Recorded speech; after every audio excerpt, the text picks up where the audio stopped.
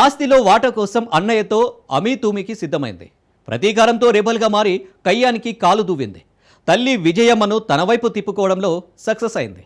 తోబుట్టువును మట్టి కరిపించేందుకు చెల్లెలు వేసిన స్కెచ్ చివరకు చెల్లని కాసుగా మిగిలిపోయింది. ఎన్సీఎల్టీ తీర్పుతో మొదటికే మోసం వచ్చింది.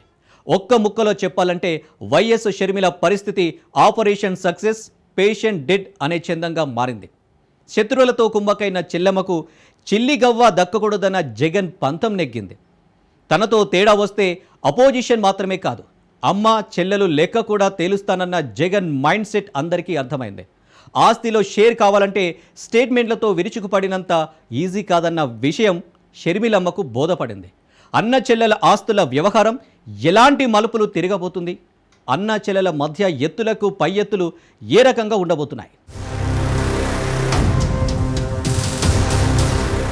జగనన్న వదిలిన బాణాన్నంటూ రాజకీయ ప్రస్థానాన్ని మొదలుపెట్టిన వైఎస్ షర్మిల మారిన రాజకీయ పరిణామాల నేపథ్యంలో తోబుట్టువుతో కయ్యానికి సిద్ధమయ్యారు. మొదట్లో రాజకీయ విభేదాల వల్ల షర్మిల రెబల్గా మారారని అందరూ భావించినా చివరకు అన్నా చెల్లెళ్ల మధ్య ఆస్తి తగాదా వల్లే రచ్చ మొదలైందని క్లారిటీ వచ్చింది. ఈ ఆస్తి గొడవలు ఎంతవరకు వచ్చాయంటే జగన్ను రాజకీయ సమాధి చేయాలని షర్మిల పిలుపునిచ్చే స్థాయికి వ్యవహారం ముదిరి పాకాన పడింది. ప్రత్యర్థులు సొంత చెల్లెల్ని తనపై ఉసుగొల్పుతున్నారని తెలిపినా మొదట్లో కొంత దిగమింగుకున్న జగన్ గత అసెంబ్లీ ఎన్నికల నాటికి ఎదురుదాడికి సిద్ధపడ్డారు. వైఎస్ వివేకానందరెడ్డి హత్యకు ముడిపెట్టి తన ఇమేజ్ ను డామేజ్ చేయాలన్న షర్మిల వ్యూహంపై జగన్ రగిలిపోయారు. తాను శత్రువుగా భావించే టీడీపీతో షర్మిల కుమ్మక్కైపోయారని నిర్ధారణకు వచ్చిన జగన్ ఇక చెల్లెల్ని ఉపేక్షించకూడదని డిసైడ్ అయ్యారు.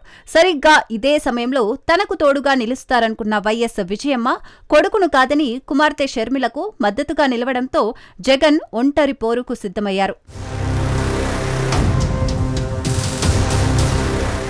జగన్ ఆస్తుల్లో షర్మిలకు కూడా వాటా ఇవ్వాలంటూ విజయమ్మ చేసిన వాదన కొత్త వివాదానికి తెరలేపింది. ఇదే అదునుగా చేసుకుని సరస్వతి పవర్ ఇండస్ట్రీస్ షేర్లను విజయమ్మ అక్రమంగా షర్మిల పేరుకు బదలాయించారంటూ జాతీయ కంపెనీల ట్రిబ్యునల్లో కేసు దాఖలు చేశారు. ఈ కేసు విచారణలో భాగంగా మొదట్లో ఈడీ కేసులు పూర్తయిన తర్వాత షేర్ల బదలాయింపు వ్యవహారం నిర్ణయం తీసుకుంటామని జగన్ చెప్పినప్పటికీ తాజాగా చెల్లెలికి చిల్లి గవ్వ కూడా ఇచ్చే ఉద్దేశం లేదని కరాఖండిగా చెప్పేయడం కొసమెరుపు. చివరకు జగన్ వాదనలతో ఏకీభవించిన ఎన్సీఎల్టీ షర్మిల పేరుతో షేర్ల బదలాయింపును రద్దు చేస్తూ తీర్పునివ్వడంతో చెల్లమ్మ కంగుతింది. జగన్ తనకు రావాల్సిన వాటా ఇవ్వలేదని వాదించిన షర్మిల దాన్ని పొందడం కోసం చట్టవిరుద్ధంగా తల్లి ద్వారా షేర్లను ట్రాన్స్ఫర్ చేసుకోవాలనుకోవడం వ్యూహాత్మక తప్పిదంగా విశ్లేషకులు అభిప్రాయపడుతున్నారు.